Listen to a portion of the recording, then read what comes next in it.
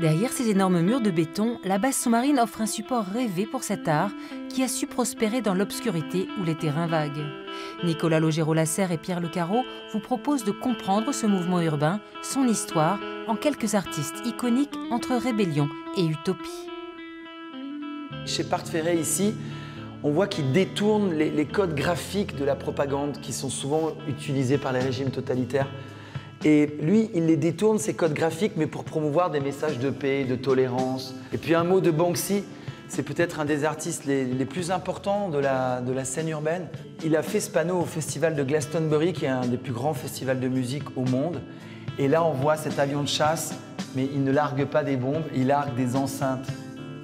Dans les alvéoles de la base, on remonte le temps, 4 générations déjà, depuis les débuts des premiers graffitis ou détournements du mobilier urbain. L'expo est en 2 parties. Une première partie avec une expo muséale.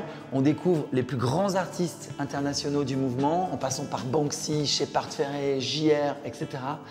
Et puis ensuite, on bascule dans ces installations. Ici, on est dans l'univers de Griwan. Et c'est là que commence le parcours à travers les œuvres d'une quinzaine d'artistes d'aujourd'hui. Tour à tour, ludiques, graphiques ou futuristes, comme Nasty, le jeune prodige bordelais. Là, on est dans l'œuvre de Stéphane Carré-Kondo, qui est bordelais, et qui est venu réinterpréter des bois flottés. Et il est venu dessus apporter un univers, vous voyez, empreint de culture ancienne, assez primitif, presque mystique.